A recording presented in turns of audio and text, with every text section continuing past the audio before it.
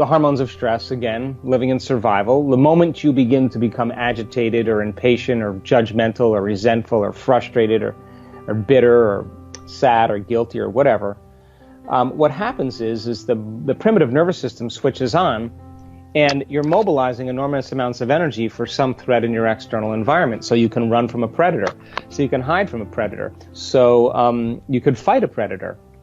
And that's really good for the short term. I mean, all organisms in nature can tolerate short-term stress, but the problem is that when you keep turning on that stress response and you can't turn it off, now the body begins to move out of balance, because stress is when your body's knocked out of homeostasis. So when you turn on that stress response and you can't turn it off, now there begins to become some breakdowns in the body. So now you keep racing the heart because of traffic, because of your teenager, because of your finances, but there's no predator back there. But you're turning it on as if you're being chased constantly by some predator. The problem with that is that all of a sudden the heart, that should beat coherently and rhythmically, starts to beat very incoherent. It becomes arrhythmic. It becomes disintegrated. Its rhythm begins to change.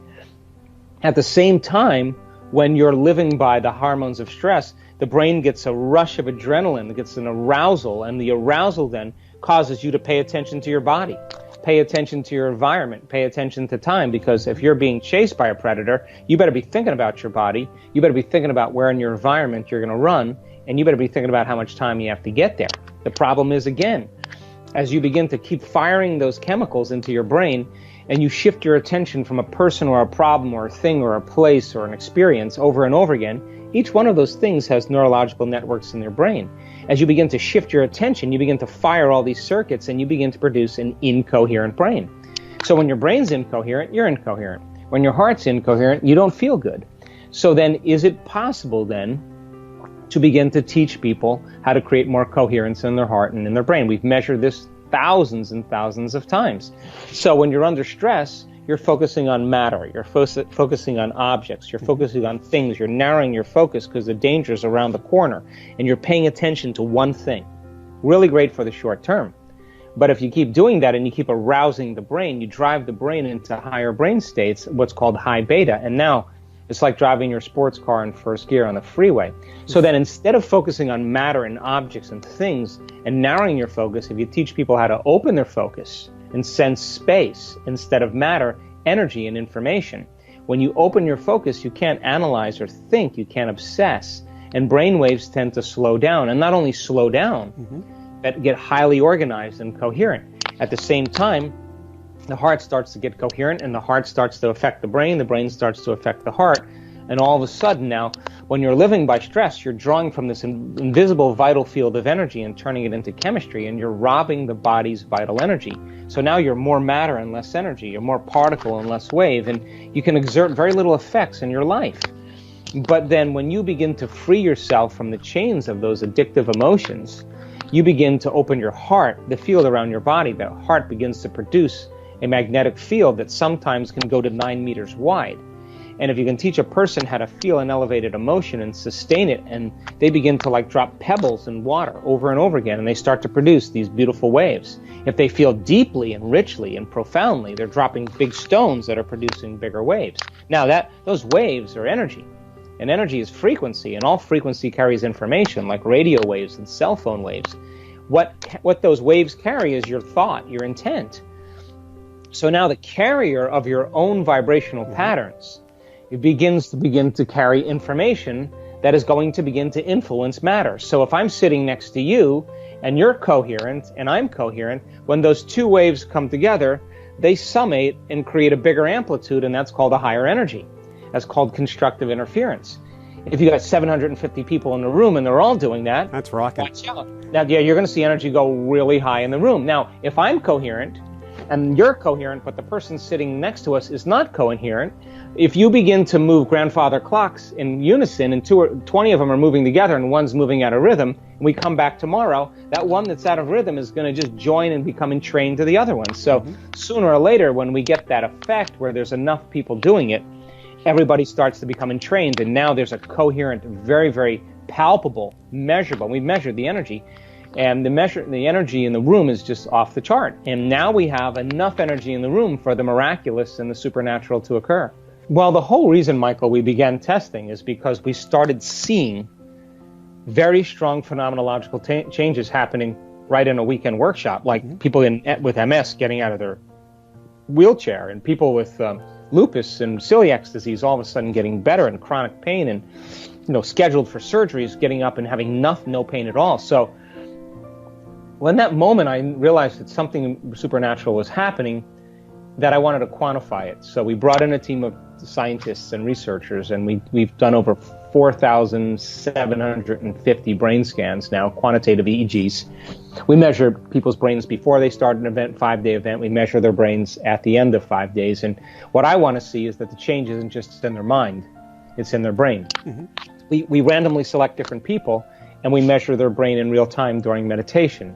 And I want to know the inner workings, so when they're there and when they're not. And we've just gained a tremendous amount of knowledge about that state. We have people wearing HRV monitors.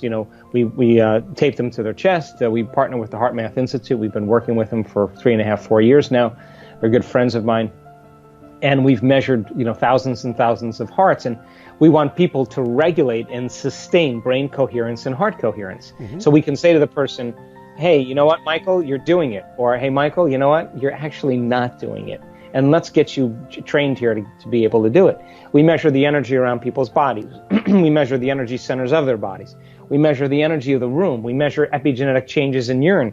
We measure simultaneous heart coherence amongst 50 people to see if 500 or 700 people can affect 50 or 70 people wearing HRV monitors and begin to influence their autonomic nervous system while they're just sitting there relaxing.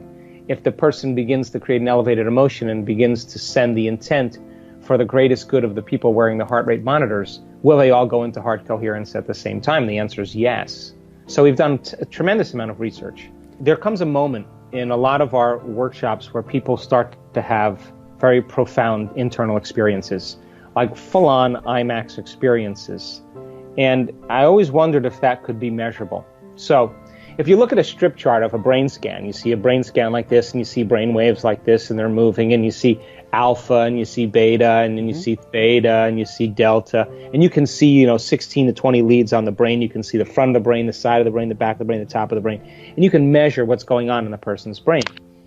Well, we've got so many studies where all of a sudden we're seeing the slow change, and all of a sudden, imagine grabbing a handful of Crayola crayons and just going like this up and down the entire brain scan. You can't see anything. As a matter of fact, you can't even measure that because it looks like a snowstorm.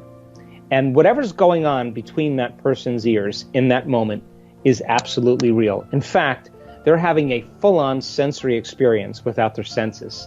It is more lucid and more real than anything in your external environment. And we've seen that so many times. Now, when a brain circuitry fires, a cluster of networks of neurons fire, normally we produce about 40 microvolts of energy. So 10 to 60 is usually normal, 40 is about the normal. Right now we're probably doing that. But when we started figuring out how to measure this, and we figured out how much energy was in the brain, we were measuring 1 million microvolts of energy, 2.5 million microvolts of energy, 4 million microvolts of energy. That's 100,000 times normal. That person's brain is producing a whole new stream of consciousness, and whatever's going on between their ears is where reality is. And that, we take the person out and we say to them, so what happened? And they just are in tears and they say, oh my God, I just had the most profound experience. Now, if experience enriches the brain and experience produces an emotion, they're rewriting their biology in 1 second. And what's cool about it is that the neuroscientists, neuroscientific community that's come and studied our work in our events said, oh, that person's having a seizure right now. They're having a seizure. And we kind of look over at the person. She's got tears of joy rolling down her face. She's got a big smile. And we're saying, really? She doesn't look like she's having a seizure to me. She looks like she's doing really good. So we measure her HRV. She's wearing an HRV monitor while she's producing 1 million microvolts of energy in her brain instead of 40. And we say, we look at our HRV measurements and we see that her brain is in love with, her heart is in love with the experience. Her heart is in coherence for the whole entire hour. If she was having a seizure, her heart would be going crazy. So the mystical moment is being defined. It's being quantitatively studied. And now we're learning how to induce that state for people. And I'm telling you, you have one of those experiences, just one, and you can't ever go back to business as usual, ever.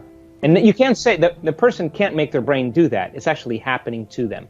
We're wired for this. I think we make it way more complicated than it really needs to be. I think it would make sense that if you're spending 70% of the time, Michael, living by the hormones of stress, and your attention is on your outer environment, your attention is on your body, and your attention is on the future, the predictable future, the familiar past, wherever you place your attention is where you place your energy. So for the most part, that's who you believe you are.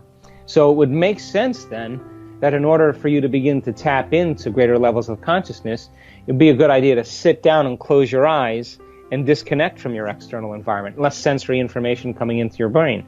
Play soft music in the background or put earplugs in your ear. That's less information coming from your environment. So your attention moves from your outer world to your inner world. Sit your body down and make it sit still and not let it get up and do things so it can experience things, to feel emotions, to eat, to smell, to do whatever, to taste.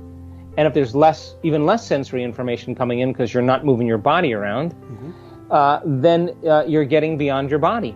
And if you're not thinking about tomorrow or the next day or your emails or your appointments or what happened yesterday or the emotions, and you can work on the present moment, that's the moment where you begin to fall into possibility, because in the quantum field, all potentials exist in the present moment. So then teaching people how to find the sweet spot of the generous present moment and allowing them to unfold into this realm, this infinite field of possibilities as a thought, that's when they begin to get beyond their body, their environment, and time, and that's when they begin to connect with a greater level of awareness.